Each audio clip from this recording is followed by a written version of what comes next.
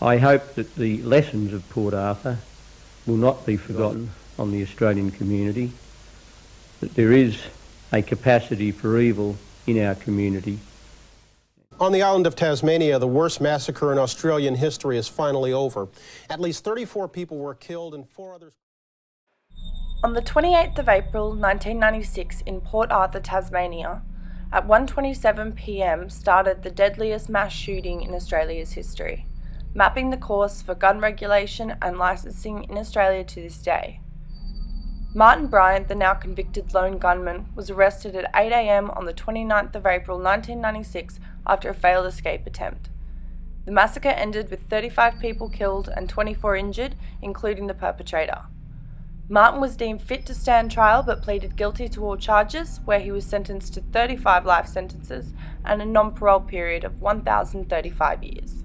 Following the Port Arthur Massacre, former Prime Minister John Howard introduced tough gun laws and formed the National Firearms Program Implementation Act of 1996, which introduced uniform firearms licensing, restrictions of the private ownership of certain guns, and the infamous gun buyback program of 1996, which the Australian government bought over 660,000 guns off private owners, to which the guns were destroyed. Despite the courts deeming Martin Bryant mentally fit to stand trial, media outlets around Australia began reporting of Martin's intellectual disabilities and mental health concerns. Take a look at this video of a news report from 1996, the day after the massacre took place. Tell us what you know about this 29-year-old man. Well, a loner. These things one can never rationalise. He has lived in the suburbs of Hobart, which is the capital of the state of Tasmania, not far. It's about 100 kilometres from Port Arthur. Lived alone. A painter, a guy who's a witness or who knew this man, talked on a couple of news stories that we had earlier today about how this fellow was a very unusual character. This man did some painting work at his house and said he mumbled things and felt very at risk and so on. And other people, friends of his, said that over the years he's been a loner and they felt that they had to look after him. He's also intellectually disabled. So there's more news to come out on it, Katie. Sarah, we're talking about Katie's guest earlier from Australia. And I was interested in one thing when she was talking about what this guy was and who had said what about him.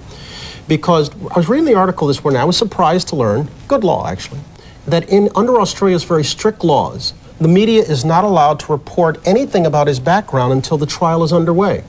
So I was surprised to hear her sitting there talking about he used to be this and one person said this about him, etc. Due to Martin's guilty plea, 2 weeks after the hearing began, Martin had already been sentenced and sent to be held in a special suicide prevention cell, which, being purposely built, was in almost complete solitary confinement. With Martin unable to speak to anyone, he remained here for 10 years following his conviction.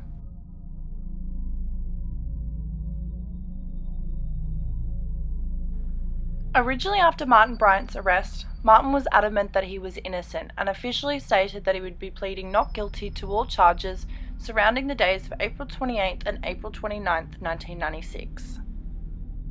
It is said that Bryant, convinced by his lawyer, changed his plea to guilty prior to the trial, and due to the guilty plea, no evidence was ever required to be shown against Martin.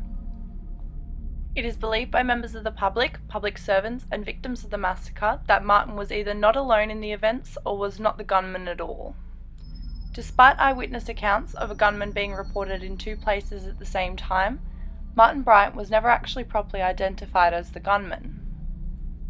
A young woman who ate her lunch near the gunman just before 1:30 p.m. said he had a freckled face, and Graham Collier, a victim of the massacre who had the best opportunity to observe the killer, said he had a pockmark or acne face. Neither description fits Bryant, who had a beautifully smooth complexion, and furthermore, Graham Collier says it was not Bryant who shot him in the neck. Victims and the families of victims involved in the massacre rallied to have a coronial inquiry into the events of the Port Arthur Massacre undertaken, but were denied by Prime Minister John Howard himself, stating that since the perpetrator had been apprehended, it would help ease the suffering of the survivors if they did not have to experience the pain of a coronial inquest, against Australian law. Under the Australian law, a person must be considered innocent until proven guilty.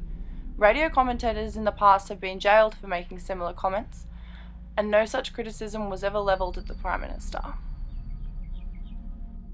Why was the law not upheld and the inquest not undertaken with a man that the authorities were positive had been the perpetrator in the events?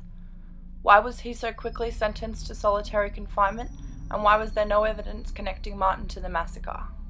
Anti-gun lobbyists were campaigning for years to have the uniform gun laws in Australia, and it is believed that this event was fabricated to disarm the Australian people altogether. Thanks for watching. Be sure to leave me your thoughts in the comment section below, subscribe if you haven't already, and until next time, take care.